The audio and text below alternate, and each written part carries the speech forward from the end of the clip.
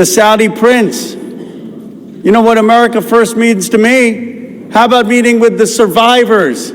How about making sure that America's girls are not being raped? That's what it means to be America First, not going and just meeting with Saudi princes. You know, I am so honored to be here and working together with Congressman Thomas Massie, who's shown so much courage and principle, and I'm so honored to be here next to Congresswoman Marjorie Taylor Greene and Congresswoman Nancy Mace. I was telling someone, they said, what did you learn through this process? I said, sometimes we have to see people not just through their caricature. And I had caricatures of Representative Greene and Representative Massey and Representative Mace. But what I saw is they cared as Americans and human beings, and they stood with courage. And they looked at this not from politics, they looked at this as what is right. And I'm proud today to be a member of Congress. I'm proud to work with them, and I'm proud of what we are showing this country is possible. That if we actually care about American values, maybe we can overcome some of the bitter divides in this country. If we don't care about just getting the credit and maybe work together, we could actually care about forgotten and abandoned Americans like the survivors that testified today. I was so moved by their testimony. How can you hear their testimony, as all of us have heard, see their tears, see them holding up photos at the age of 14, and think that they're not telling the truth? This is not politics, this is humanity. Sometimes we get into these chambers and we forget what happened, of how we grew up. Most of us, we grew up, we went to barbecue, we went to Little League games, we went to church or temple. We didn't fly around in private jets and go to a rape island. We didn't buy off politicians and tell them to keep quiet. We didn't think that it was normal to abuse or rape young girls. And then they're saying, well, we don't know if they were 18 or 22. Come on, it's rotten. Then they say, well, just care about the price of eggs, just care about the price of healthcare. You know what's more important than that? American values. These rich, greedy men abused American values. They abused what's sacred about this country. They abused what built this country. I yield the gentleman additional minute. And it is time that they're going to have a reckoning. The Epstein class is going to go. And the reason they're going to go is because the progressive left and the MAGA right and everyone in between is finally waking up against this rotten system. And when people are united, when people work across the aisle, amazing things can happen because the American people are kind and good and decent. So it's an honor, Congressman Massey, to have worked with you, and I salute particularly the courage of Marjorie Taylor Greene, Lauren Boebert, and Nancy Mace. None of this would have been possible without their courage in standing up on the petition and for what they did. I'll yield back. Gentleman yields back. Gentleman from Massachusetts reserves. Gentlelady from North Carolina is recognized. Mr. Speaker, at the top of this page that I have, I've written Democrat hypocrisy on Epstein. That's what we're hearing today. I'm proud to be a member of the Oversight and Government Reform Committee. I'm proud to have supported the full investigation into the Epstein files on that committee. Furthermore, I'm proud to have supported formalizing that investigation by taking the decisive step in directing that investigation by a special rule provided by the Rules Committee. This gave the oversight investigation the full weight of the House of Representatives behind the committee's existing subpoena power. Very important in this debate. Let's get things straight here. In just a matter of hours, we're going to get to vote on the Massey bill. But that won't preclude the existing House Oversight and Government Reform Committee's investigation in any way. And that's a great thing because that investigation is yielding results. We now know that one of Jeffrey Epstein's closest confidants was apparently Larry Summers, a cabinet member in the Clinton administration. We now know that a Democrat member in this body, Stacey Plaskett, was colluding with Jeffrey Epstein in real time during a hearing. And the subject matter? How to take down President Trump. Mr. Speaker, you can't make this stuff up. We now know that Epstein himself hated President Trump. It's in black and white. We now know that one of the chief Epstein victims stated that President Trump never acted inappropriately. And don't forget that oversight investigations specifically subpoenaed Bill and Hillary Clinton for their ties to Jeffrey Epstein. They haven't been quick to step into the breach and exonerate themselves, have they? But the truth will continue to come out, as it has, because of Republicans and a current Republican-led House Oversight and Government Reform Committee investigation, one that already carries the full force of law. Let's see where that leads. I reserve. Gentlelady reserves. The gentleman from Massachusetts is recognized. Mr. Speaker, the gentlelady says that just trust her and the Republican leadership. And I got to tell you, I can't. After what I saw unfold over these last several months, obstruction and using every maneuver possible to avoid this moment where we're having here today. And I want to say that for the record, it doesn't matter whether there's Republicans or Democrats or independents that are implicated in these files. We believe in accountability for everybody who abuses young women, and we believe in justice, and that is kind of what's uniting many of us on this, on this side of the aisle here today. And I just want to, again, I want to thank Representative Connor for his leadership. I want to thank Representative Massey, Representative Green, and Representative Mace for their courage and for their willingness to stand up for what is right. We don't agree on very much, but we do agree that there ought to be accountability when young women are abused, and so that's what this is about. So, Mr. Speaker, I ask unanimous consent that the gentleman from Kentucky, Mr. Massey, control the remainder of my time. Without objection, gentleman from Kentucky is recognized. Mr. Chairman, may I inquire as to how much time I have? You have 17 minutes remaining. I yield myself 2 minutes. Gentleman is recognized for 2 minutes. Mr. Speaker, today's an extraordinary day in this chamber. If my colleagues will vote for this measure, we'll see justice triumph over politics. Truth will triumph over deception and obfuscation. Transparency will triumph over dark money. Partisanship will fall away to bipartisanship. Grassroots, the people, will reclaim the people's house with this vote. It's going to be a victory for survivors, not just survivors of the Epstein sex trafficking scandal, the 1,000 survivors that exist. Some of them are victims. They're no longer alive. Some have committed suicide. They share one thing in common. Their youth was robbed from them. Much of their lives were robbed from them, but they're claiming it back. We're going to help them claim that back. But it's not just a victory today, if this vote prevails for those survivors. It's a victory for every person, man or woman, boy or girl, who's been victimized sexually in this country.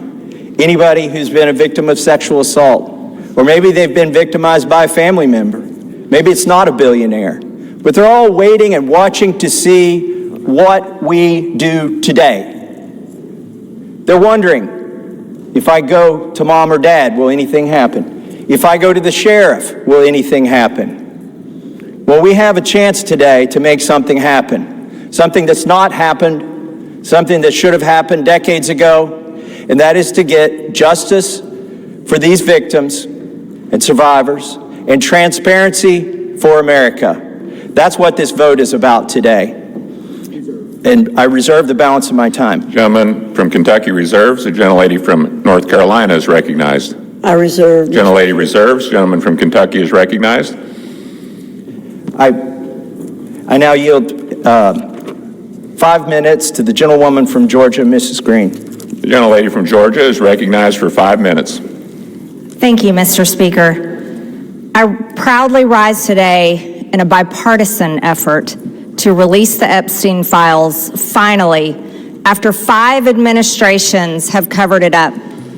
Earlier today, I attended the press conference where the survivors, they're not victims, the survivors of Jeffrey Epstein's sexual abuse and sex trafficking told their stories. And they told stories about how it started back in 1991, 1996, and they continued on through the decades.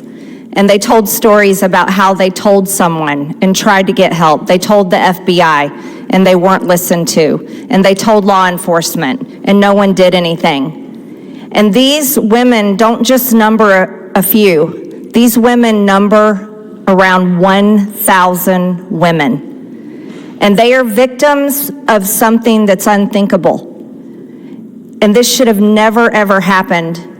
This was the biggest fight I think I've seen in Washington, D.C. This is my 5th year here. And this was a fight that we should have never had to wage. It should have been the easiest thing for every single member of Congress. It should have been the easiest thing for the Speaker of the House. It should have been the easiest thing for the President of the United States to release all the information, every single file, on behalf of these American women. These American women aren't rich, powerful elites. They do not have someone paying for their airline tickets or paying for their trips or paying for their expenses every time they try to do something to get this information out. These are your average Americans. And you want to know what the Epstein files represent? The cover-up represents to average Americans. It represents the failures of the federal government and Congress to the American people. And that is what people rose up about in 2024.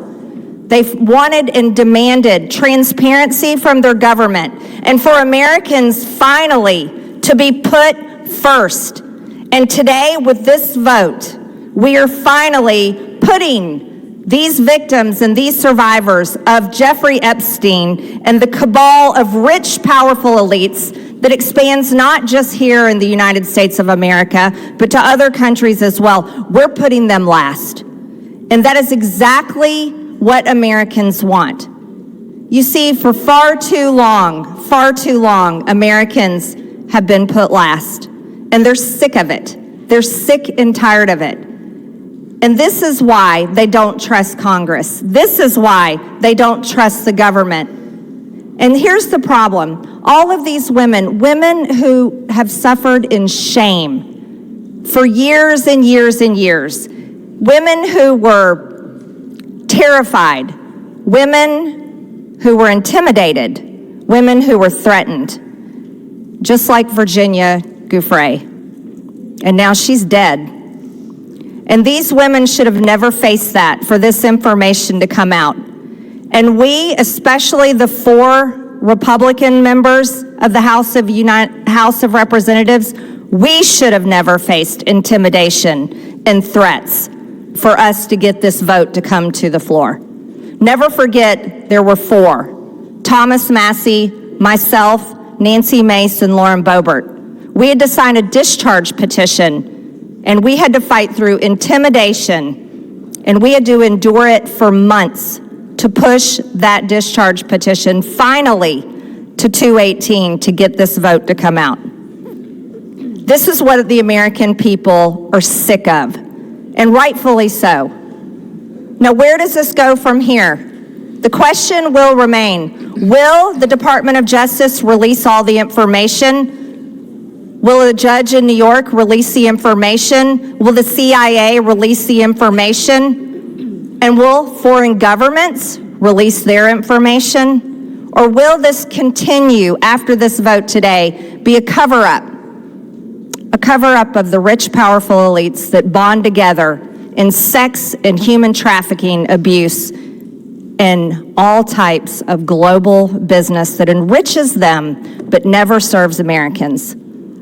The American people will know, and the victims Actually, the survivors of Jeffrey Epstein will know because they know the list of names. And I remain dedicated to my promise to read those names here on the House floor if those women ever find them in a place that it needs to be done. I yield back to Mr. Gentlelady Massey. from Georgia yields back. Gentleman from Kentucky reserves. Gentlelady from North Carolina is recognized.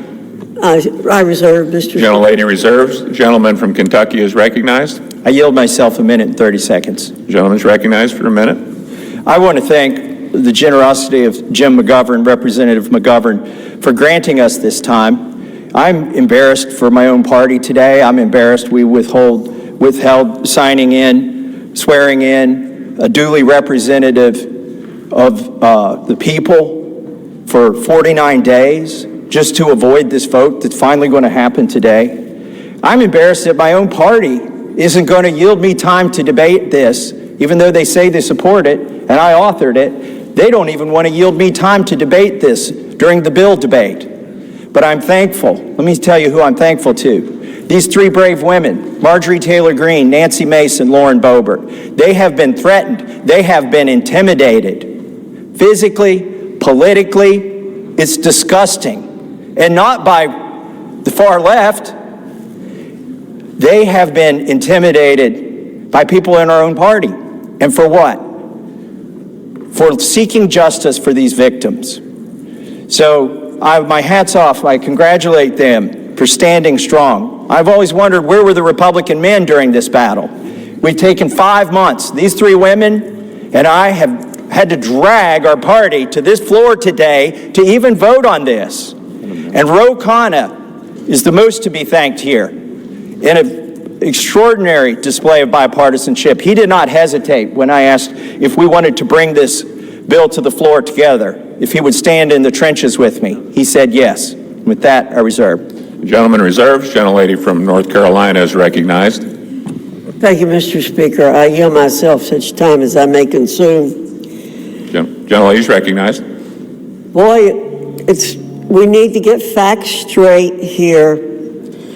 President Trump's DOJ, in his first term, arrested and prosecuted Jeffrey Epstein. We, on our side, want justice to prevail in this case and in every case. Speaker Johnson has always been clear that if the discharge petition reached the necessary signatures, that the House would consider the legislation, and that's what we're providing for in our rule today. In fact, as soon as the petition hit 218 votes last Wednesday, House Republicans offered a unanimous consent request to pass the legislation then. However, the Democrat leader would not give consent to do that last week. Why? Because they're not really interested in this. They're interested in some other things. And Mr. Speaker, I have to correct the record. Mr. Massey did not request time from me. I'm the person who controls the time on the Republican side, and he did not request time from me, or I would have given him time. I reserve. Gentlelady reserves. Gentleman from Kentucky is recognized. I'd like to now recognize the gentlelady from South Carolina for 5 minutes, Nancy Mace. Gentlelady from South Carolina is recognized for 5 minutes. Thank you, Mr. Speaker. And I want to thank my colleagues today for the time, Mr. McGovern and Mr. Khanna, for the 5 minutes on the floor to speak about an issue that is not political for me. Helping the survivors of Jeffrey Epstein and his horrific, gruesome, brutal sex trafficking ring is deeply personal. And while we often have many disagreements about a lot of issues, maybe most issues, today they are allowing us to speak on the floor, and I want to thank my colleagues, Congressman Massey, Marjorie Taylor Greene, and Lauren Boebert, the four of us making history today over the discharge petition and delivering justice for those who have desperately fought for it for, in some cases, almost 30 years. I wore white today because I wanted to reflect on the innocence of the young women who had their innocence stolen from a demon named Jeffrey Epstein, from demons, friends of his, rich and powerful people who stole their innocence as young as 14 years old. It was taken from them, and they've never gotten it back. I'm also wearing white today to recognize the courage that it takes for women to come forward, the sacrifices to them personally, professionally, financially, the embarrassment, the humiliation, the shame that we still deliver on the backs of women who have been brutalized, who've been raped, who've been assaulted. The shame that the media pours over their heads, that their colleagues, their friends, their neighbors, their loved ones, because you come forward and because you talk about sexual assault, you are not a slut. It's not because of what you wore. You're not a whore. But that's how women are treated, and you're not lying. And I want every woman to know, every Epstein survivor to know, every woman across the country who is a survivor, who is a victim of assault, that today we see you. And this fight and this vote tonight, I see it is about the Epstein victims, but it's about much more than the Epstein victims. This is about the powerless, taking power away from the very powerful. This is about giving women who never had a voice, giving a voice to the voiceless. This is about their sacrifice. This is about having and recognizing their courage. This is about justice for the Epstein victims, but it's also about hope. Earlier this year, I gave a speech right here on the floor of the U.S. House of Representatives, detailing trauma that I experienced, endured, and am a survivor of, that I accidentally uncovered 2 years ago, almost to the day. And today, I still don't have justice, like millions of women across the country. When I spoke out, I got attacked. When I spoke out, I was shamed. When I spoke out, I was defamed and smeared, and that goes on today, right now, in the present. God sure has a funny way of working through us.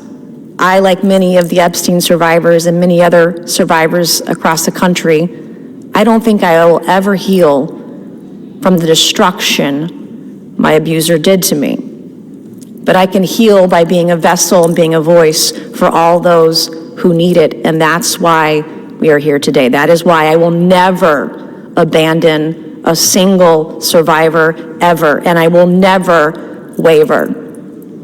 I spent my morning talking to law enforcement and others about another potential Jane Doe number 5, who may be another sexual assault victim in the case that I uncovered 2 years ago.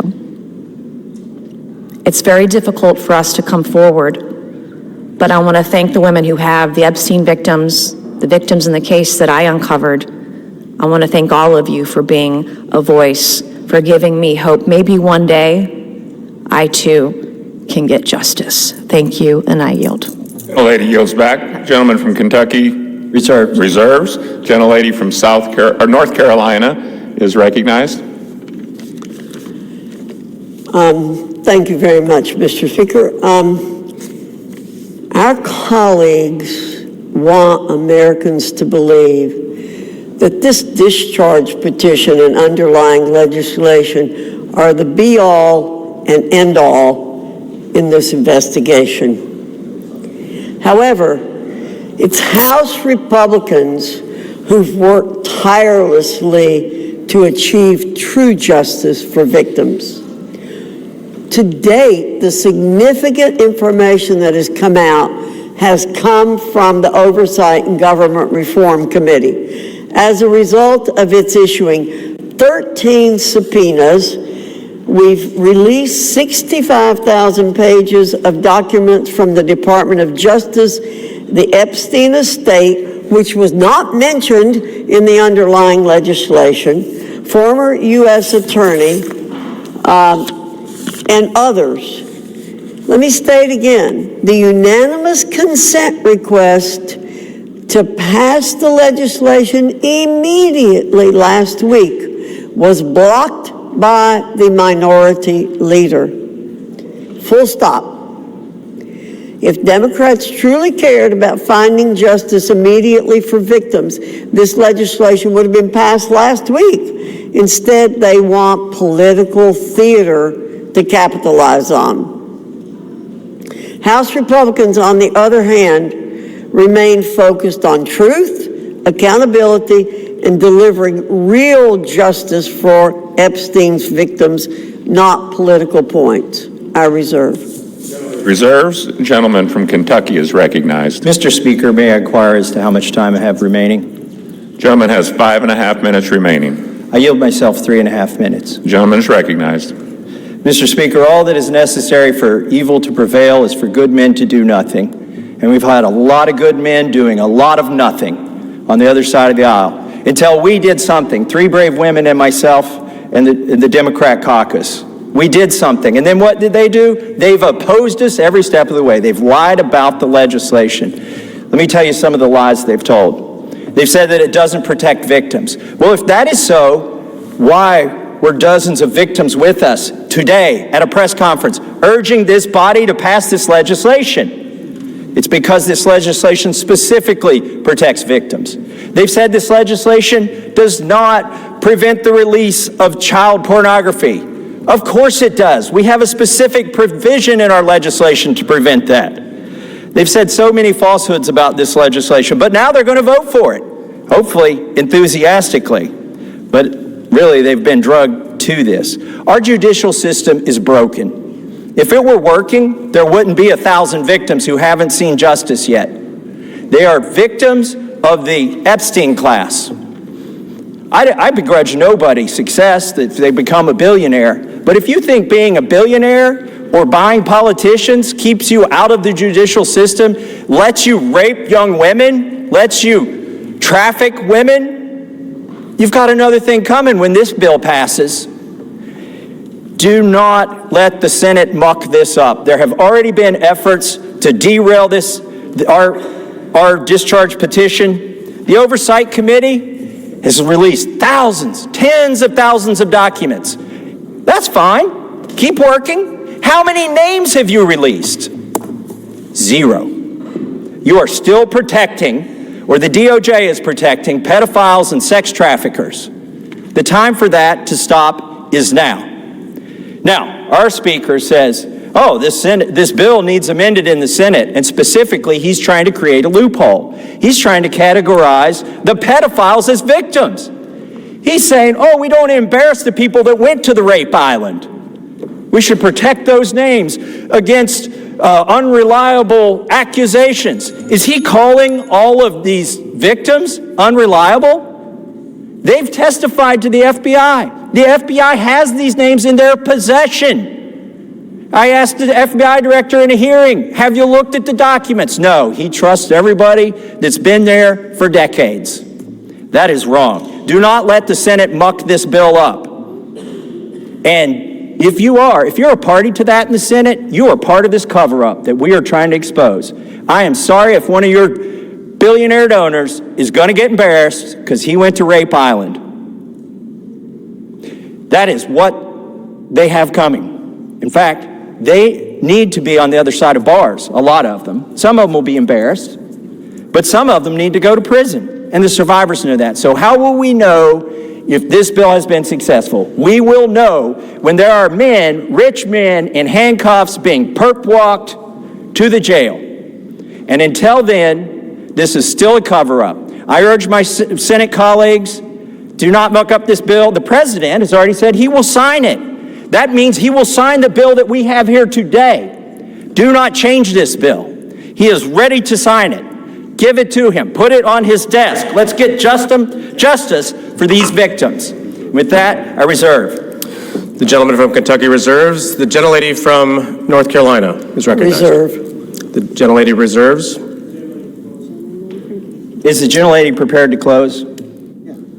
Yes, I am, Mr. Speaker. The gentleman from Kentucky is recognized. I yield the remainder of my time to Ranking Member Mr. McGovern. The gentleman from Massachusetts is recognized. Thank you. And first, let me say how much I admire the courage of my Republican colleagues who are beside me here today. Mr. Speaker, and at the end of the day, this is not about us, and it's not about politics. This is about the survivors, young girls who were exploited by powerful men who use money and power to take advantage of girls, some as young as 11 years old. The President of the United States calls it all a hoax. Can you imagine that? What an evil and disgusting thing to say. These young girls, now women, the survivors, what happened to them was horrific. They were sexually abused, many of them for years, and the President of the United States calls it all a hoax. What kind of messed up, sick in the head, immoral person says something like that? This bill is about making sure powerful men are held accountable. It's about demanding truth and transparency for the American people. Now, Republican leaders in this House lost control of the story. They lost the ability to hide behind procedure, and they lost the luxury of pretending that they were ever on the right side. The American people see it, survivors see it, and history will see it. And listening to the Speaker of the House's press conference today, I mean, it sounds like he basically wants to kill this whole thing. He's trying to obstruct and derail the process. Why the hell is he fighting so hard to do the opposite of what the survivors want?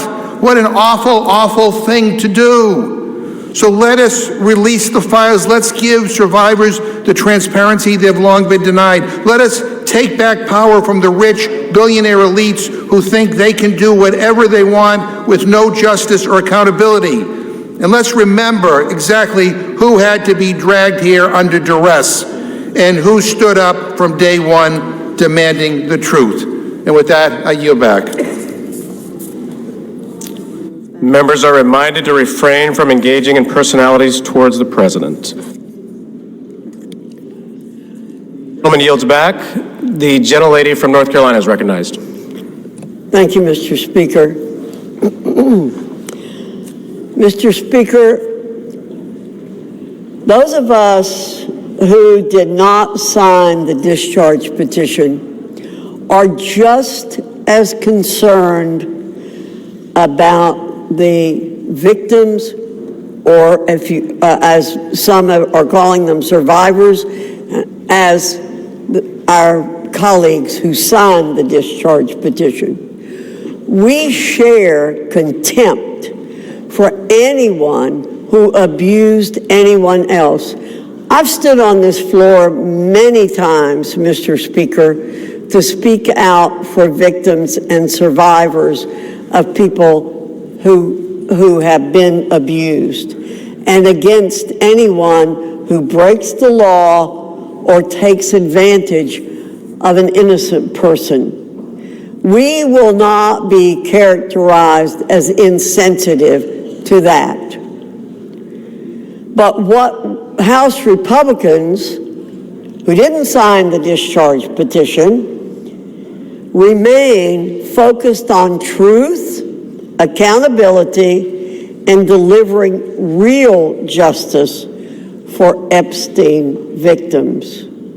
Again, I'll point out that it was under President Trump's Department of Justice that Jeffrey Epstein was arrested and tried.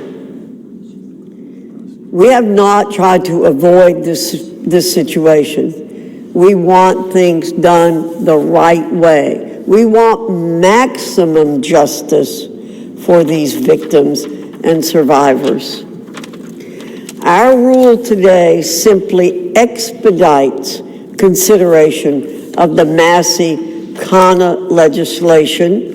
And as I said, we would have liked to have seen it passed last week when we gave an opportunity for it, but it was blocked by the Democrat minority leader.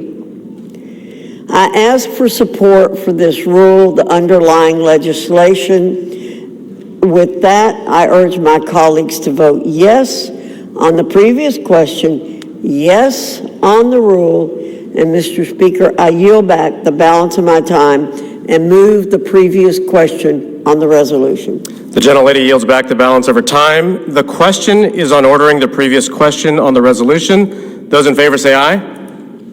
Those opposed, no. In the opinion of the chair, the noes have it. Mr. Speaker, what request purpose the does it- yeas and nays. The yeas and nays are requested. Those favoring a vote by the yeas and nays will rise. A sufficient number having risen, the yeas and nays are ordered. Pursuant to Clause 8 of Rule 20, further proceedings on this question will be postponed.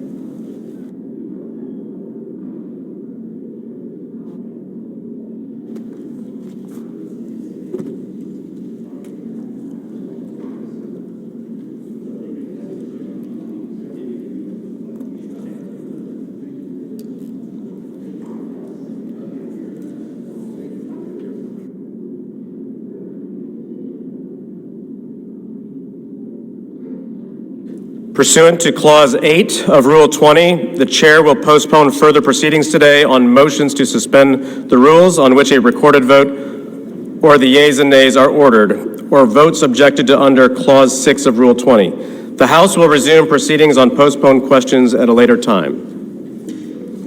For what purpose does the gentleman from Ohio seek recognition? Mr. Speaker, I move to suspend the rules and pass H.R. 4405. The clerk will report the title of the bill. H.R. 4405, a bill to require the Attorney General to release all documents and records in possession of the Department of Justice relating to Jeffrey Epstein and for other purposes. Pursuant to the rule, the gentleman from Ohio, Mr. Jordan, and the gentleman from Maryland, Mr. Raskin, each will control 20 minutes. The chair recognizes the gentleman from Ohio. Mr. Speaker, I ask unanimous consent that all members have 5 legislative days in which to revise and extend their remarks and to insert extraneous material on H.R. 4405. Without objection. Mr. Speaker, I yield myself such time as I may consume. The gentleman is recognized. We all support holding bad guys accountable, and we're all going to vote for this resolution. But I think a little perspective is important. Democrats have spent 6 months talking about Epstein, even though they had 4 years to do something about it. Now, why would they do that? Why would they do that? Maybe it's to go after President Trump. Never forget, they shut down the government for 43 days. They said, don't worry about our military, don't worry about air traffic controllers, don't worry about our economy, don't worry about American families. No, no, no. Close the government for a month and a half because it might hurt the president. For the past decade, there's been one constant for Democrats. One constant. Go after Trump. They spied on his campaign. Then it was Mueller. Then it was impeachment 1. Then it was impeachment 2. Then it was all the lawfare. Alvin Bragg, Fonnie Willis, Letitia James. Then it was Arctic Frost investigation at the Justice Department, surveilling United States senators and congressmen, and a whole host of other Americans. Then it was Jack Smith and his gag orders and his raiding President Trump's home. Then it was a 43-day shutdown, and now it's Epstein. And by the way, the same party that did all that, they were also the ones who were texting with Mr. Epstein during a hearing where Michael Cohen was their witness in another effort to go after the president. Americans see through it all, and frankly, it's actually kind of sad. This obsession, this syndrome, this this mindset that says we got to go after President Trump no matter what that they have. And I actually, when I think about it, I think it's because President Trump and Republicans have accomplished so much that they told the voters they were going to accomplish in the 2024 election. We're actually doing what we said we were going to do. President Trump said he was going to cut taxes, and he did. President Trump said he would secure the border, and he did. President Trump said he'd get men out of women's sports, and he did. President Trump said he would make sure Iran doesn't have nuclear capability, and he did. And he said he would get the hostages out of Gaza back into Israel, and he did. All in 9 months. So I don't know what causes this mindset, this syndrome that the left has, but I know one thing. It is real. Which brings me to last week. Think about what the Democrats did last week. The Democrats released an email that the Oversight Committee had obtained from the estate. An email from Mr. Epstein to Ms. Maxwell. When the Democrats released it, they redacted the victim's name. Something we all support. Something everyone supports. Except in this case, no court had ordered that name redacted, no agency had redacted it, and the estate didn't redact it. And the victim had already went public. So why black out her name? Why black out her name? Because she had said in her book and had testified under oath that she never saw any wrongdoing by President Trump. So think about what they did. In an email between two criminals, Mr. Epstein and Ms. Maxwell, in an email between two criminals, they hide the name of an individual who had went public and exonerated the president, and we know why. To distort and twist the message because they thought it might harm the president. Their position, cover up the names of people who are already public, but don't worry about other innocent people who the court said should remain private. Again, I think the American people see through it. They see through what the Democrats are doing. The American people know what this is. They know Democrats have nothing else to run on because of the success of this administration. So I say let's vote yes on this resolution, and then let's get focused on making sure we're doing what the American families elected us to do. With that, I reserve. The gentleman reserves. The gentleman from Maryland is recognized. Thank you, Mr. Speaker. I yield myself such time as I may consume. The gentleman is recognized. Today, 4 months and 3 days after Mr. Khanna and Mr. Massey introduced their discharge petition, perhaps the most famous discharge petition in American history, the People's House unites across party lines to draw a moral line. We draw a line against the rape and sexual violation of children. We draw a line against the global criminal trafficking of girls and young women to service the pleasure of rich and powerful men who believe they are beyond all law and all morality. We draw a line to put the voices of the victims and the survivors first.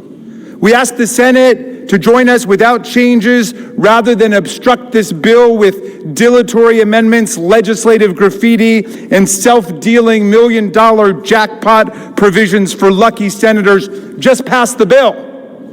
We're finally voting today because a bipartisan discharge petition led by Representatives Massey and Khanna and signed by 218 of us overthrew the determined obstruction of the Speaker. This forced vote means the House will no longer acquiesce in this astonishing real-time cover-up of a multi-billion-dollar global sex trafficking and child rape ring that has ravaged the lives of more than 1,000 girls and young women.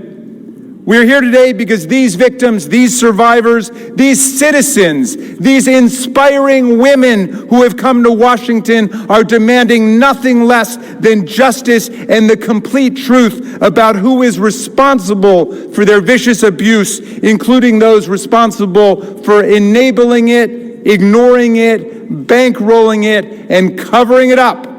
We join them today in rejecting any more dangerous lies about the crimes they suffered. No, child sex abuse is not a hoax. It's a crime. Human trafficking is not a hoax. It's a crime. These crimes are a curse on children and young people across America, in universities and elementary schools, in churches and mosques and synagogues, in Boy Scout troops and college sports teams and summer camps, anywhere the powerful and the rich believe they've got the opportunity and the impunity to exploit the young, the poor, the powerless, and the vulnerable. We must face the truth and find the co-conspirators still at large in one of America's most extensive and sophisticated sex trafficking and child abuse rings in history. Release of the file will expose the role of everybody who facilitated and covered up these crimes, like J.P. Morgan Chase, Bank of America, Deutsche Bank, and Bank of New York Mellon, which executed billions of dollars in transactions related to these offenses, as well as any bank executives who participated in the sexual abuse of girls and young women. We must expose everyone who covered up these crimes, like Alex Acosta, the former U.S. attorney in Miami, Donald Trump's labor secretary, who gave Jeffrey Epstein an unbelievable sweetheart plea deal, immunized unnamed conspirators, and killed an investigation into Epstein's financial crimes that could have brought down the entire criminal network. And with that, I'm going to yield. I'll reserve the balance of my time. The gentleman reserves. The gentleman from Ohio is recognized. Thank you, Mr. Speaker. I yield 4 minutes to the distinguished chair of the House Oversight Committee, Mr. Comer, the gentleman from Kentucky. The gentleman from Kentucky is recognized. Thank you, Mr. Speaker. As chairman of the House Oversight Committee, I've always believed that sunshine is the best disinfectant. For years, the American people have demanded transparency about Jeffrey Epstein and Ghislaine Maxwell's horrific crimes and about the federal government's failure to protect the victims. The House Oversight Committee is conducting a thorough review of the federal government's investigation into Epstein. Our work goes far beyond the legislation before us today.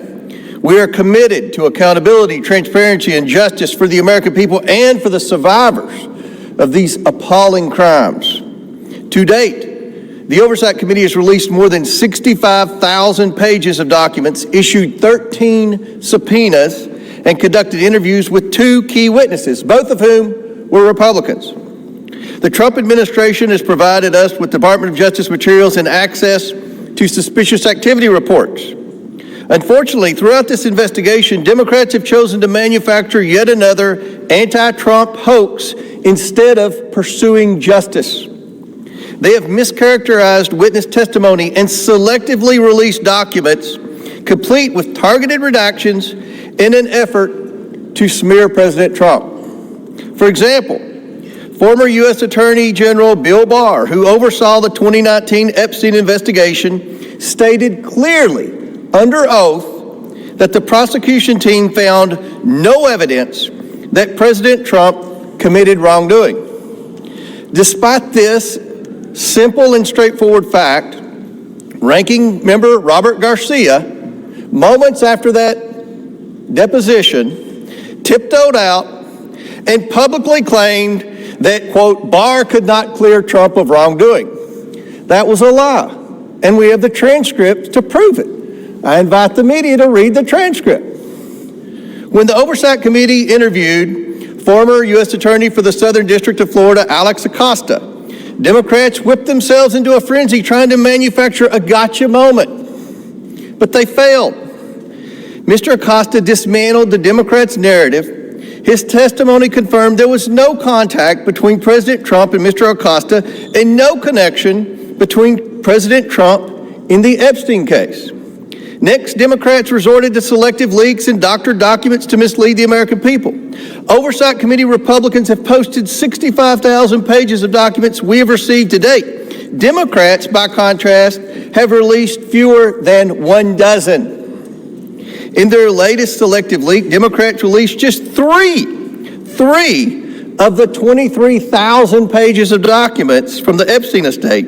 And they made redactions to 2 of those emails that changed both the context and the meaning of the 3 pages they released. When CNN called them out for their deceptive redactions, Representatives Stansbury and Crockett tried to blame Republicans for their own edits, for the Democrat Oversight Committee edits. After Democrats released only 3 emails, Republicans released over 23,000 pages. And what did Democrats say in response when we released every single document that we got? They claimed full transparency was meant to, quote, disorient or distract from their manufactured narrative. These are the same Democrats who chant, release the files every day until the files contradict the story they want to tell. That is the definition of hypocrisy. In contrast, full transparency exposed how Epstein appears to be TDS patient zero. The emails reveal a journalist coached Epstein to blackmail then presidential candidate Donald Trump. The gentleman is recognized. The files also show that a House Democrat colluded with Epstein during the 2019 oversight hearing to discredit witness with a vendetta against President Trump. And unsurprisingly, Democrats have been silent about their colleagues' coordination with Epstein. Another email shows Democrat fundraisers invited Epstein to an event or to meet privately with Hakeem Jeffries as part of their 2013 effort to win a majority. So Hakeem Jeffries' campaign solicited money from Jeffrey Epstein. That's what we found in the last document batch. The files underscore why former President Trump must appear for his deposition. We've subpoenaed him. To date, the Democrats have done nothing to help us secure his appearance. I support full transparency. The Oversight Committee will continue to work to get the truth to the American people and to get justice for the victims. That's our goal of this investigation. With that, I yield back. The gentleman yields back. Yeah, Mr. Speaker, we reserve. The gentleman reserves. The gentleman from Maryland is recognized. Thank you, Mr. Chairman. I should just point out that we've heard now from the 2 distinguished chairmen of the Judiciary and the Oversight Committee, and they've spoken almost exclusively to denounce Democrats. We have a bipartisan coalition here demanding the truth about the largest child sex abuse and trafficking ring, perhaps in American history, certainly in this century, and they want to just throw stones at the Democrats. What a remarkable failure of leadership we're seeing from the other side. And I imagine that the chairman of the Oversight Committee will follow up his spectacular failure in trying to impeach President Biden with his spectacular failure in trying to block the resolution we brought to the floor today. I'm happy to yield 1 minute. Excuse me, you're not recognized, whoever's speaking. And I'd like to yield 1 minute to the very distinguished minority leader on the House Oversight Committee. The gentleman is recognized. Thank you. And Mr. Speaker, it's wonderful to hear Republicans and certainly the chairman of our committee finally wanting transparency on this issue. It is time to end this White House cover-up now. Now, we know that Donald Trump has tried everything to kill our Jeffrey Epstein investigation, and he's failed. And now he's panicking. He's about to lose his Epstein vote to force the Department of Justice to release the files. And let's be crystal clear. Trump has the power to release the files today. He does not even need a vote. And he continues to defy the subpoena of the Oversight Committee to release all the files. What is Donald Trump hiding? What is Pam Bondi, the Attorney General, hiding? Why won't they release the Epstein files right now? And he must explain to the public why he moved sex trafficker and monster Ghislaine Maxwell to a cushy, low-security prison after her interview with Trump's personal lawyer. He should declare, and every Republican should say, that she does not deserve a pardon or a commutation. The gentleman's time has expired. 30 more seconds. I grant him 20 more seconds. We don't care how much money you have, what party you're in, how powerful you are. We should get justice for the survivors of Jeffrey Epstein. And our work on the committee is not over. Next up are the bank and financial records to follow and expose Epstein's network. Today, there should be a unanimous vote on releasing the files, and we will get justice. And with that, I yield back. And we reserve. The gentleman reserves. The gentleman from Ohio is recognized. Thank you, Mr. Speaker. I yield a minute and a half to the distinguished gentleman from California and member of the Judiciary Committee, Mr. Kiley. The gentleman from California is recognized.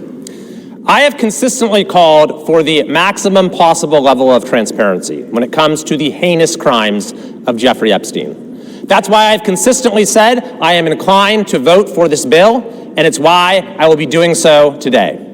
The victims deserve the truth. They deserve justice, and they deserve closure. For months, they've had to wake up every day and see the name of their tormentor on the front page of every newspaper, on every TV channel, as has the broader American public.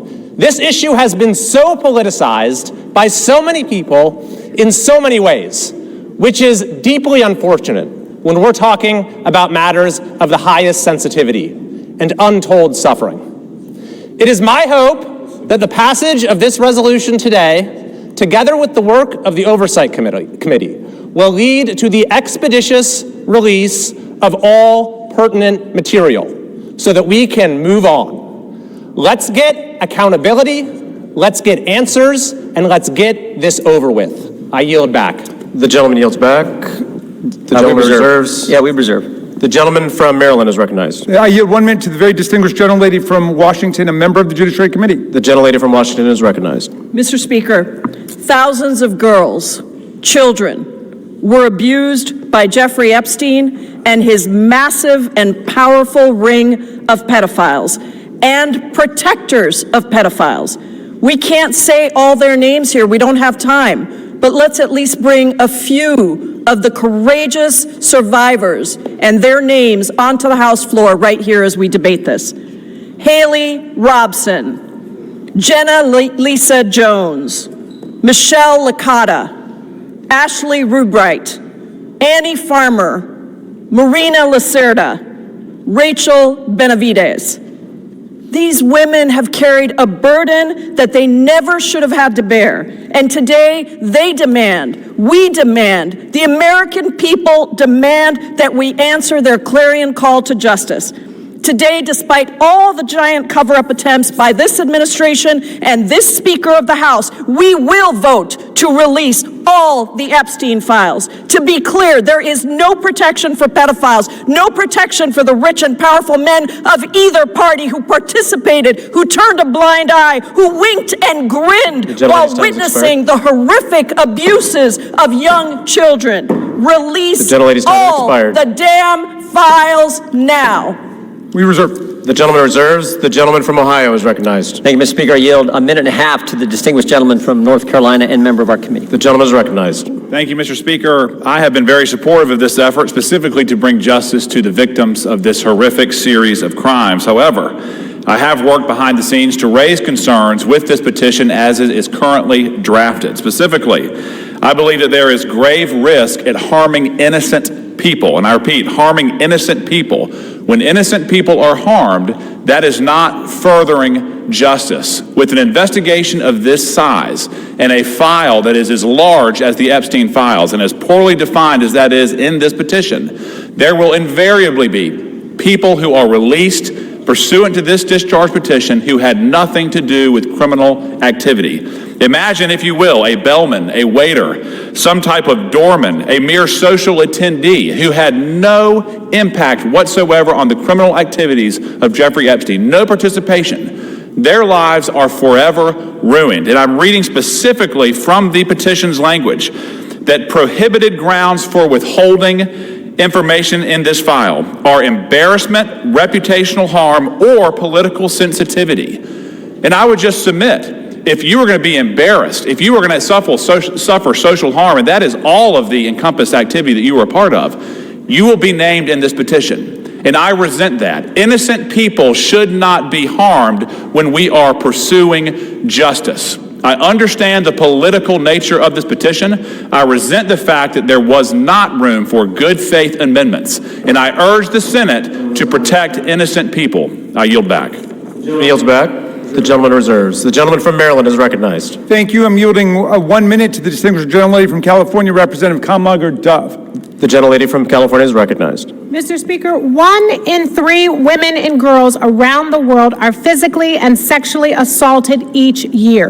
Of the 152 women in this body, that means 51 women. It includes your daughters, your sisters, your nieces, your mothers. And with the Epstein files, we have a chance to change that. But real talk, the administration doesn't need a discharge petition. It has not complied with the subpoena, and it has the power to release the files today. day. Instead, the man in the most powerful position in the world has used the full weight of the government to block and obfuscate and deflect the full release of the files. It is the same person who intimidated female members of Congress to withdraw names from the petition, who responded quiet piggy to a female reporter who asked about the files, and who nominated an alleged sexual predator to be our AG. It is the same person whose name appears more than any other in the Epstein emails. And in the pantheon of violence, a sexual predator is the worst of the worst. So why protect him? It's also curious that the judiciary is managing this debate and has not even had this come before the committee. I wonder why. Release the files now! We reserve. The gentleman reserves. The gentleman from Ohio is recognized. Thank you, Mr. Speaker. I yield 2 minutes to the gentleman from Texas, Mr. Roy, Chairman of the Constitution Subcommittee. The gentleman from Texas is recognized. I thank the chairman. Today, a united Republican Party and a bipartisan supermajority is going to pass a bill to increase transparency regarding the egregious abuses by Jeffrey Epstein, a goal that anyone of conscience desires. That is, in totality, an important statement to check the rich and the powerful. Remember how we got here. After decades, it was President Trump's Department of Justice that indicted Jeffrey Epstein in July of 2019. It was President Trump's DOJ that arrested and indicted Ms. Maxwell. It was the Republican-led Oversight Committee, through 13 subpoenas, that has released 65,000 pages of files in just 10 months. Meanwhile, my colleagues on the other side of the aisle have largely ignored this issue. It was Democrats who redacted an email to mislead the American people about the truth of a witness that exonerated President Trump. It was a Democrat, Representative Placette, who literally texted with Jeffrey Epstein as we questioned Michael Cohen. It was Democrats who shut down the government, resulting in the delay of swearing in of members. As we vote to pass this legislation, and it will pass, it is impossible, however, to avoid problems with its politicization. One colleague has offensively gone so far as to say that to oppose this bill means you support pedophiles. Yet I know good public servants, former law enforcement, former prosecutors who never knew Epstein, never knew any visitors to his criminal enterprise, who have genuine concerns about supporting this bill out of fear of creating new victims or harming existing victims, or both. That is what we've reduced Congress to, inserting itself into the prosecutorial process for political motivations, driven heavily by hatred of President Trump. We should be concerned about victim privacy, concerned about risking disclosure of non-credible allegations, of child sexual abuse materials, future investigations. But here's the deal. The leaders of this nation must expose abuses by the rich and the powerful. That is why President Trump and the House have been working for full transparency. But we should be motivated by truth and justice for all, not politics. I yield back. The gentleman yields back. The gentleman reserves. The gentleman from Maryland is recognized. Thank you. I yield 1 minute to the distinguished gentlelady from Massachusetts, Representative Clark, the minority whip. The gentlelady is recognized. Thank you, Mr. Speaker. This should be an easy vote. This is about justice for the victims and survivors of Jeffrey Epstein. This is about every victim of trafficking and sexual abuse, monstrous crimes that thrive in secrecy and fear. Yet instead of shining a light on that darkness, just moments ago, Donald Trump defended the continued obstruction of releasing these files. Even as House Republicans prepare to vote yes today, Speaker Johnson is calling this a show vote. He's calling it dangerous. He is signaling the U.S. Senate to block it. Republicans continue to use their power to shield rich pedophiles from justice. If you can't stand up for these survivors, how can anyone trust you to stand up for them? I yield back. The gentlelady yields back. We yield. The gentleman reserves. Does the gentleman reserve? Yeah, we reserve. The gentleman from Ohio is recognized. We reserve. The gentleman reserves. The gentleman from Maryland is recognized. Yes, just very quickly, what happened under the Biden administration? Well, under the Biden administration, Ghislaine Maxwell was prosecuted for conspiring to sexually abuse and traffic girls in 2020. Right when it's in 2021, she was convicted. In December of 2021, after a month-long trial in Judge Nathan's courtroom, in 2022, Maxwell was sentenced to 20 years in prison under the Biden administration for sex trafficking and sexual abuse of minors. But when President Trump took office in January of 2025, they killed the investigation. They assembled all the materials, they got all the prosecutors together, and they terminated the investigation. I yield 1 minute to the distinguished gentleman from Illinois, Mr. Raja Krishnamurthy. The gentleman from Illinois is recognized. Thank you, Mr. Speaker. I rise in strong support to release the Epstein files. First, this issue is beyond party. It's a question of justice. Survivors have waited too long. Stop the delay. This is not a hoax. Release the files. Second, we must face a hard truth. Silence that shields the powerful is a betrayal of those they hurt. Congress must reject any attempt, including a presidential pardon or any form of clemency for Ghislaine Maxwell. This cannot be done. This would be a cover-up. We cannot allow clemency of any kind for Maxwell, not now, not ever. Survivors deserve justice. I urge a strong yes vote. Thank you. I want to thank the gentleman for his eloquent remarks. Pardons are for people who are contrite. Pardons are for people who are repentant. Pardons are not for people who lie. Every member of this body should immediately, verbally, vocally denounce the idea of clemency, commutation, or pardon for Ghislaine Maxwell, and we reserve. The gentleman reserves. The gentleman from Ohio is recognized. Yeah, we reserve, Mr. Speaker. The gentleman reserves. I yield 30 seconds to Ms. Leisure Fernandez. The gentlelady is recognized. There were thousands of girls and young women abused, trafficked, and used by Epstein, the elite and the powerful who believed they could get away with it. Epstein told the young victims that he controlled the banks and the government. Those women refused to be silenced, and today they have pierced the dark with their light. Anytime any girl is trafficked, molested, or abused, the world must stand up. Today, the House proves Jeffrey Epstein wrong. The Senate must do the same tomorrow. We reserve. The gentleman reserves. The gentleman from Ohio is recognized. Thank you, Mr. Speaker. I yield 2 minutes to the gentleman from California. 1.5 minutes to the gentleman from California. The gentleman from California is recognized. I thank you, Chairman. Mr. Speaker, a minute and a half or an hour, the words would still have to be the same. We've all said that this will pass the House, perhaps unanimously today. I think all of us who have looked at the details of this particular bill know that it is flawed and that before it goes to the President's desk, it has to be amended as it can be amended in the Senate. And we call on the Senate to amend it so that we protect the innocent, so that we have the provisions that were intended perhaps to be in this bill but are not properly written. With that, President Trump has said, get it to his desk, he will sign it. President Trump has said he will do it. But I'm going to say to all of us, it is also important that we remember that Epstein is dead, but people live on, people who were innocent, people who in fact should not be named. We're not talking about the rich and the powerful. We're talking about the very victims. That is what we need to make sure is amended before it goes to the President's desk. And with that, I thank the chairman for his time. I think no more needs to be said that this body will vote for it all, but let's not kid ourselves. It has to be changed so that it properly protects both the tradition of the grand jury and clearly those innocent people that would otherwise be swept up. And I yield back. The gentleman's time has expired. The gentleman yields back. Reserve. Gentleman reserves. The gentleman from Maryland is recognized. This whole bill is about protecting the innocent.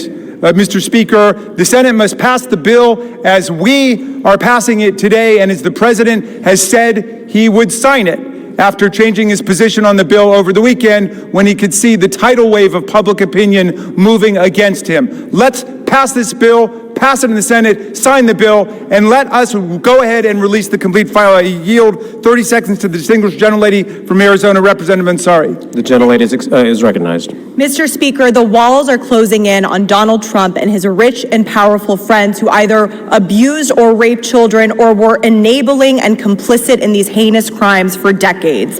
This vote today matters, but here is the truth. Donald Trump could direct the Department of Justice to release the files today. He is choosing not to. They are already under subpoena, led by oversight Democrats, and have refused. This is an ongoing cover-up by the Trump White House, and Mike Johnson in the House has been complicit. What is Trump hiding? Why not release the files today?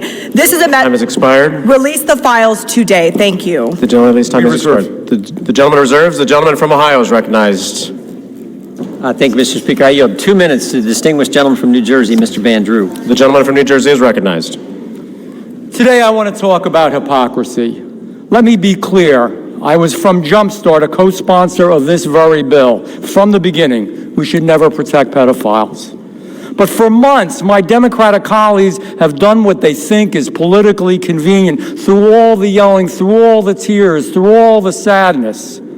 They say releasing the Epstein list is of grave concern to them. If that was true, where were they during the 4 years of the Biden presidency? Why didn't they demand the release of these files from Jumpstart in year one? Mr. Speaker, why didn't they ask for them in year two? Or if that wasn't good enough, maybe in year three, they had control. Or not even in his final year of office. Other than a single letter the ranking member wrote in 2019, a single letter, not one Democrat on the committee spoke out about Epstein or his victims of this very terrible tragedy, other than to say that he didn't like the plea deal.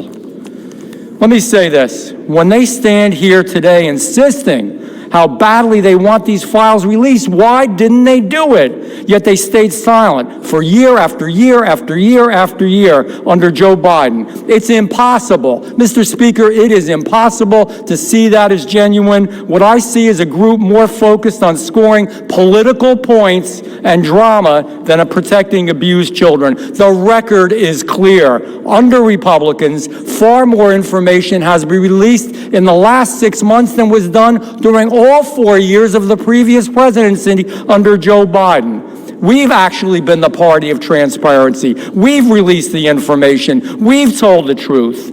Unfortunately, and I'm sad to say it, they have been the party of hypocrisy. Mr. Chair, I reel back.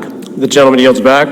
The gentleman reserves. The gentleman from Maryland is recognized. You know, I've never heard a more defensive presentation in my life than what we're hearing from over there. The gentleman should spend a little less time pointing out hypocrisy and a little more time trying to ferret out cruelty, humiliation, and rape. And that's what we're working on. I yield 30 seconds to the distinguished gentleman from California, Mr. Min. The gentleman from California is recognized. I want to remind you that we are all here voting on this bill because President Trump, who has the power to release the Epstein files at any time, has refused to do so, calling this a hoax. We're here because Speaker Mike Johnson and President Trump have gone to extraordinary lengths to try to kill and delay the discharge petition, including refusing to seat Adelita Grijalva for over 40 days and threatening House Republicans who signed on. Now, several of my Republican colleagues have accused those of us House Democrats who support justice here of having Trump derangement syndrome. You all suffer from something much worse, which is pedophile protection syndrome. Stop protecting pedophiles, release the Epstein files. The victims deserve justice. I yield back. We reserve. Members are reminded to direct their comments to the chair. The gentleman from Maryland reserves. The gentleman from Ohio is recognized. We reserve. The gentleman from Ohio reserves. The gentleman from Maryland. I'm yielding 30 seconds to my friend, Representative Walkinshaw from Virginia.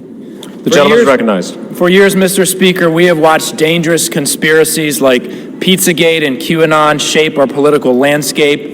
They help fuel the rise of President Trump and were built on baseless claims about secret pedophile rings, while the real documented case of child sex trafficking involving Jeffrey Epstein remains shrouded in secrecy because President Trump refuses to release the files. What is President Trump hiding? Why won't he release the files? The House finally has the opportunity to act. Release the files and let the American people see the truth. I yield back. The gentleman yields back. We reserve. The gentleman reserves. The gentleman from Ohio is recognized. We reserve. The gentleman reserves. The gentleman from Maryland is recognized. Granting 30 seconds to the very distinguished gentlelady who is finally with us, Representative Adelita Grijalva from Arizona 7th. The gentlelady is recognized. Thank you. Mr. Speaker, I rise today to acknowledge the survivors, family members, and advocates who are here today and have never given up. The legislation in front of us, at its core, is about something very simple: The survivors deserve justice. The American people deserve the truth. To every survivor watching, your courage is inspiring. You are the reason why this vote is happening today. Protecting women and children from pedophiles should not be a Democratic issue, should not be a Republican issue. It should be a human rights issue and a matter of justice. I urge my colleagues to vote yes on the Epstein Files Transparency Act. I yield back. Thank you. Thank you, and we reserve. The chair will remind all persons in the gallery that they are here as guests of the House and that any manifestation of approval or disapproval of proceedings is in violation of the rules of the House. The gentleman from Maryland. Yeah, but I'll just add, they're here as honored guests of the House, and we're delighted they're here, and with that, we reserve. The gentleman reserves. The gentleman from Ohio is recognized. Yeah, we reserve. The gentleman reserves. The gentleman from Maryland. I'm granting 30 seconds to Representative Lois Frankel from Florida. The gentlelady from Florida is recognized. Mr. Speaker, for far too long, the survivors of Jeffrey Epstein's abuse were failed by a justice system that minimized their suffering and prosecutors who treated young girls as if they were criminals. That was wrong, and I am here with my colleagues to promise this. We will get to the bottom of why the Epstein survivors were treated so badly, who made those decisions, and who were they protecting. No more secrecy, no more excuses. We all deserve the truth, and I thank the survivors for their courage and perseverance. Your voices are being heard. The gentlelady yields back. The gentleman reserves the balance of his time. The gentleman from Ohio. Thank you, Mr. Speaker. I yield 1 minute to the distinguished gentleman from the great state of Louisiana, the Speaker of the United States House of Representatives, Mr. The gentleman from Louisiana is recognized. Thank you, Mr. Speaker. Thank you, Chairman Jordan, for doing such an extraordinary job on all of this. For 43 long days, the Democrats held this House and the entire country hostage. Finally, with the lights back on, this body's returning to our regular legislative session. We have a lot of work to do.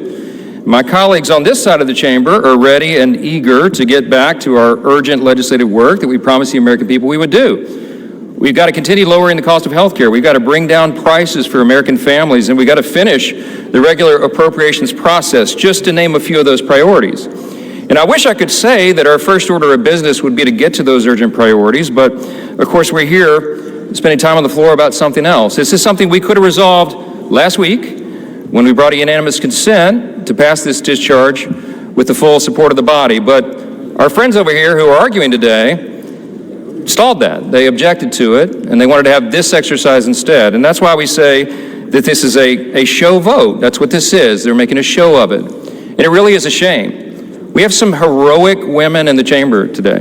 I met with many of them a while back. They're in the gallery here. They have come forward. They have shown their faces. They've used their names to share the unspeakable tragedies that many of them were subjected to, some of them when they were very young. And it is a heroic service to the country. They are seeking justice, and the justice has been delayed for too long. The Department of Justice, many years ago, should have brought these charges. It took too long to do it. And now we're in this process of making sure all the American people get the information, but we have to do it in the right way, After 4 years of Democrat control under President Biden, they were not truthful with us about a lot of things. The Democrats insisted the border was secure. We knew it wasn't. They insisted that inflation was transitory. We knew it wouldn't be. They misled the American people about the obvious mental and physical decline of the previous commander-in-chief. And now those same Democrats are demanding transparency. Suddenly, transparency is their new word. Out of nowhere, they've taken a curious concern in the Epstein investigation, all in the name of that, in the name of transparency. But the question has been asked here many times during the debate on the floor, and everybody questioning why it is the Democrats have done this right now have to look at the obvious facts. The Democrats had all the Epstein files in their possession for 4 long years under the Biden presidency. The Biden Department of Justice had these files, and no one on this side who is breathless today about the urgency of this release ever said a word about it. And it was the Democrats who could have urged President Biden's Department of Justice to go beyond prosecuting just Epstein and Ghislaine Maxwell, but they didn't do it. And so it's a fair question to ask today, why now? Why the sudden urgent interest in Jeffrey Epstein? Look, we know why. It's because the Democrats were never interested in transparency or executing justice or protecting the victims of this unspeakable tragedy before. The simple truth is obvious for everybody to see. This is a political exercise for Democrats, and it pains me to say it. I wish that was not the truth, but it is, and it's undeniable. This is as deceitful and dishonest as their pointless stunt was to shut the government down. Democrats are using the Epstein tragedy, the unspeakable evils that this guy committed with his trafficking ring and all of the abuses that they made these young women go through. They're using that as a political weapon to try to distract from their failures as a party and to try their best to try to tie President Trump somehow into this wretched scandal. The president had nothing to do with it. He's been very clear, and he has nothing to hide, and that's why he's endorsed the vote today. I suspect this vote will be probably unanimous. But here's the important point that everybody needs to understand. We have been advocates of maximum transparency, but we have also insisted that the victims be carefully protected. The Oversight Committee has been doing extraordinary work, and we've got some of the most vigorous advocates on the Republican and Democrat side on the Oversight Committee. They've been working in earnest to deliver transparency for the American people and to do it in a responsible manner. What do we mean by that? The bipartisan effort over there is already producing all the results that the discharge petition seeks and much, much more. Chairman Comer and all of these advocates over there have been releasing thousands of documents, for example, from the Epstein estate. By the way, in my view, that's been the greatest treasure trove of information because it's yielded for us Epstein's own personal flight logs, his financial records, his daily calendars, and so much more. But importantly, none of that was addressed or is addressed in the legislation that's being voted on today. The estate files wouldn't even have been encompassed in that. And so it goes to show that the Oversight Committee is doing it from the right way. From the very beginning, we've been insistent that this matter be handled carefully and with the utmost caution and care for the people who have been harmed. They should not be made to suffer any longer. We're talking about real people's lives at stake here, and young victims who don't want to be dragged into this political game that could get hurt further. But the Democrats are rushing the release of thousands of unsubstantiated documents that may be included in this, that are going to be in the public domain with the passage of this bill. And there are serious deficiencies in the legislation that I have noted at length, and Republicans have to work to address those deficiencies in the Senate if and when this legislation is advanced.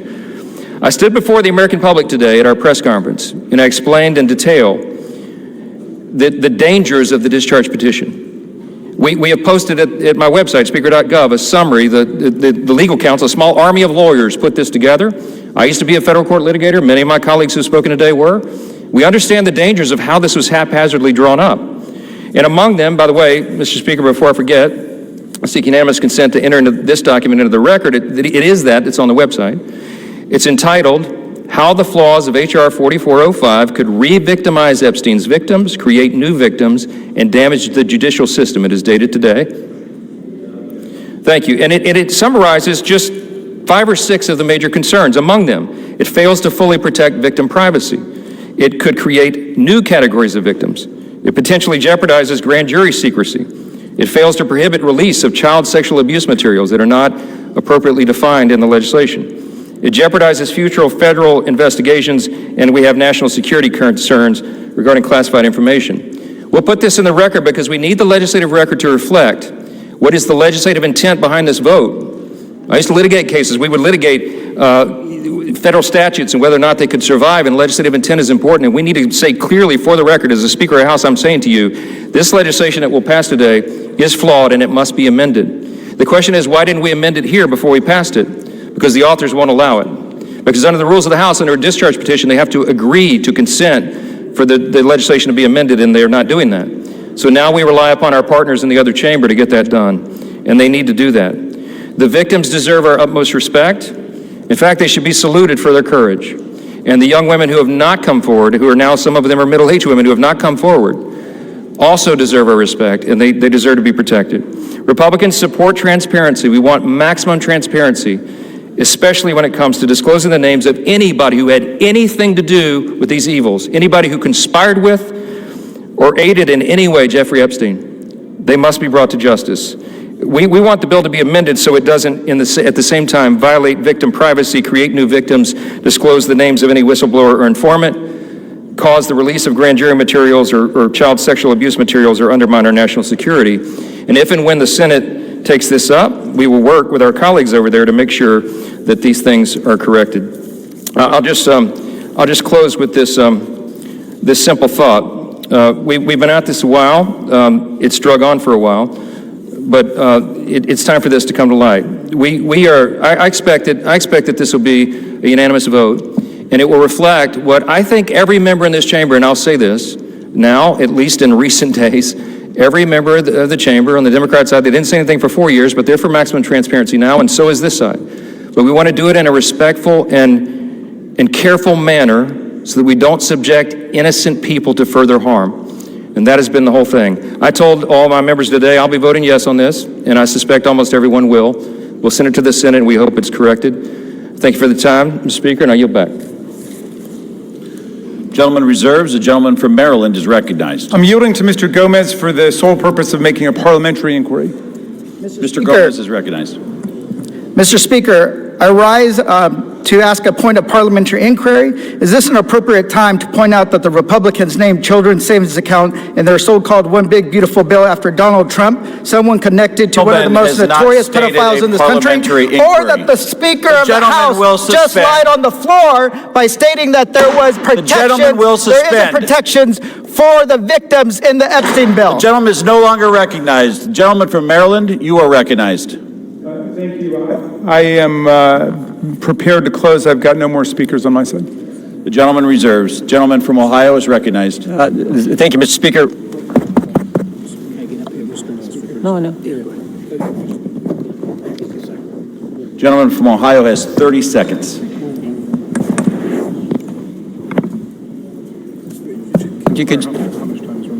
Can I inquire how much time is remaining? 30 seconds.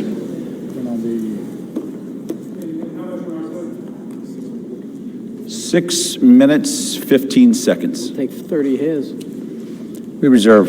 Gentleman reserved. Gentleman from Maryland is recognized. I'll take the opportunity of the Speaker's presence to respond to some of the things that he said. In the very presence of the victims and the survivors who come to join us today, the Speaker said that now would be a time we should be working on urgent legislative work.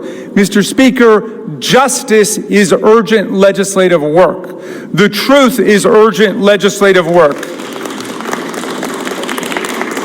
The Speaker says, why now? Why now? Well, Mr. Speaker, you were the one who refused to swear in Adelita Grajova for 50 days. We would have done it 50 days ago, but she provided the 218th signature on the discharge petition. So why now? It was because of your dilatory tactics, your delay, your postponement of it. Now, the gentleman says that there are not sufficient protections. There are protections in the bill for the victims to make sure that their names will be redacted. And yet we hear even the Speaker of the House of Representatives openly inviting the U.S. Senate to start finger painting on this bill, which we have waited more than 5 months to bring to the floor. The Senate should pass the bill exactly as it's written. The President should sign it exactly as he said he would when he finally changed his mind.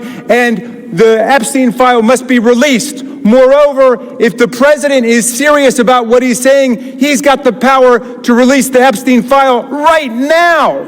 Nobody's stopping him. It's within his possession. It's within his control. He can release the whole thing, and he can redact the names of the victims and others who are innocent in this process. Mr. Speaker, Speaker Johnson said that these are unspeakable evils. Well, because of the bravery and the invincible courage of the women who've joined us today, they're no longer unspeakable. They're spoken. They're articulated. The cat is out of the bag, and we know what's been going on for decades. It's been a double standard of justice, going all the way back to Alex Acosta, who later got rewarded with a cabinet appointment in the Trump administration. Alex Acosta had a 60-count federal indictment ready to go against all kinds of people for an interstate sex trafficking conspiracy with solicitation, with child sex abuse, all of it. And he traded that 60-count federal indictment for 1 count in state court. And Jeffrey Epstein ended up getting the sweetest of sweetheart deals ever on the plea bargain front. He was free from 8 a.m. to 8 p.m. to do whatever he wanted, and continuing to perpetrate his crimes and run his conspiracy, and then he would come and he would watch TV and spend the night in jail. And it was over in about a year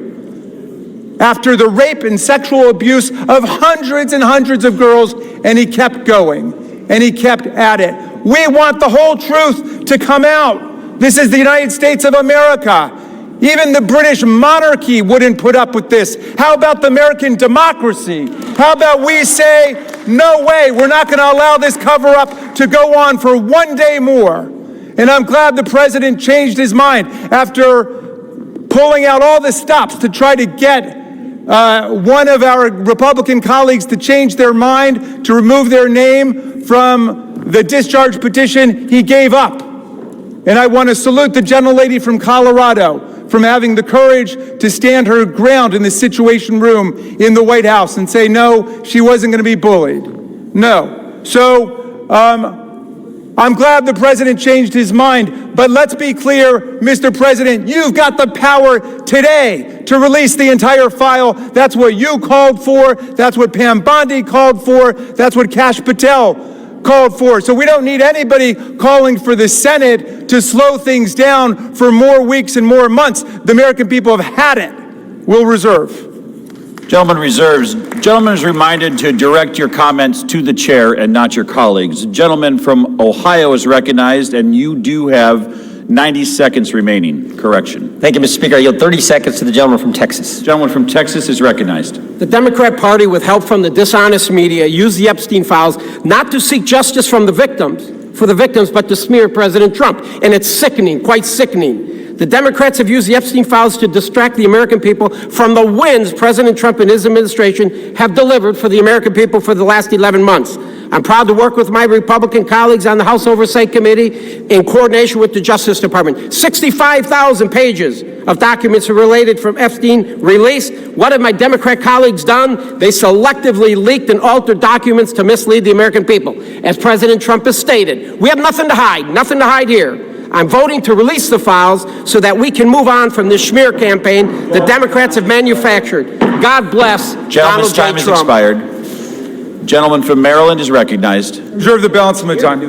Gentleman reserves. Reserve. Gentleman from Ohio reserves. Gentleman from Maryland is recognized.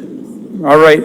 How much time do I have to close? You have 2 minutes. Thank you, Mr. Speaker. And I want to thank all of America for tuning in to this. I want to thank Representatives Massey and Khanna, Representative Green, all of those who have insisted upon bringing the truth forward and a reckoning with the reality of one of the worst international child sex trafficking rings ever to exist in the United States and the cover-up attendant to it. We've got the opportunity today to do justice for the victims, for the survivors who have come forward to say that the voice of the victims and the survivors must be put at the very center of our deliberations, not shunted off to the side, not submerged, not subordinated, but put at the very center. We must hear from the people who themselves were victimized by this nightmare. Now, our colleagues across the aisle seem to want to make this into some sort of partisan contest. I haven't heard so much talk about the Democrats since the Democratic National Convention. And all that we've done here is to say we want to bring the truth forward, along with a bipartisan group. We don't want the Senate monkeying around with this in order to slow things down. We want it passed in the Senate. We want it signed. And before that, if the president is true to his word and he wants to see all of this come to light, he can release it now instead of fighting, kicking, and screaming every step along the way. But I'm glad he's changed his mind, and I hope he maintains the momentum he's got to stick with the vast majority of the American people who want to see that the truth is done here. And while he's at it, the administration could reconsider their terrible policies gutting federal offices and programs designed to combat violence against women. The DOJ terminated hundreds of grants to police departments, defunding the police when it comes to investigating violent sex crimes and to support victims. His DOJ destroyed programs to combat international human trafficking rings. Let's get back on the side of the women. I yield back. Gentleman yields back. The gentleman from Ohio. Thank you, is Mr. recognized. Speaker. Thank you, Mr. Speaker. The Speaker Johnson said it right. Why now after 4 years of doing nothing? Because going after President Trump is an obsession with these guys. Best example is John Brennan testified in front of our committee under oath, said he was not involved with the dossier. Only problem is Tulsi Gabbard declassified a report, released that report, and it said exactly the opposite. And she related a story in there where a CIA official went up to Mr. Brennan and said, we shouldn't include this in the report. And John Brennan's response was, yeah, but doesn't it ring true? Forget the facts, forget the truth, go after Trump, put it in. Same dynamic at work here. We're all for protecting innocent victims. We're all for exposing the bad guys who did bad things. But this is an obsession with the left. For 10 years, it's going after President Trump. So vote yes. Make sure the bad guys are held accountable. We all want to do that. Speaker Johnson's right. I think it's going to be unanimous. But understand what they're doing, because they had 4 years and didn't do a darn thing. With that, I yield back. Gentleman yields back. The question is, will the House suspend the rules and pass the bill H.R. 4405? Those in favor, say aye. Aye. Those opposed, say no. In the opinion of the chair, 2/3 being in the affirmative, the rules are suspended. The bill is passed, and without Can I request a recorded vote, Mr. Speaker? The gentleman from Maryland is recognized. Yeah, I'm requesting a recorded vote. The gentleman from Maryland has requested a recorded vote. Those favoring a recorded vote will rise. A sufficient number having risen, a recorded vote is ordered. Members will record their votes by electronic device. Pursuant to Clause 9 of Rule 20, this 15-minute vote on the motion to suspend the rules will be followed by 5-minute votes on ordering the previous question on House Resolution 879, adoption of House Resolution 879 if ordered, and adoption of House Resolution 878. This is a 15-minute vote.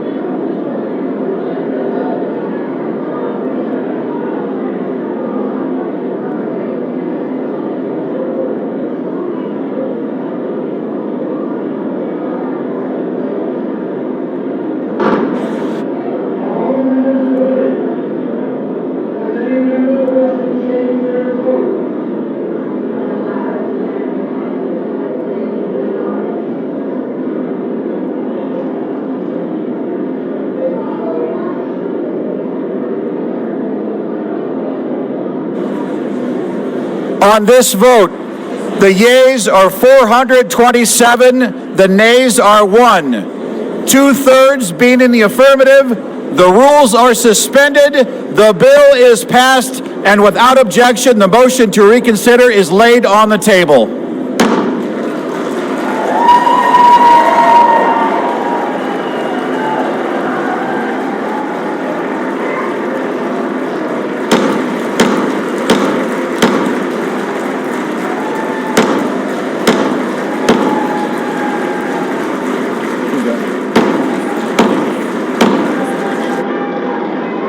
Pursuant to Clause 8, Rule 20, the unfinished business is the vote on ordering the previous question on House Resolution 879, on which the yeas and nays are ordered. The clerk will report the title of the resolution. House Calendar Number 47, House Resolution 879.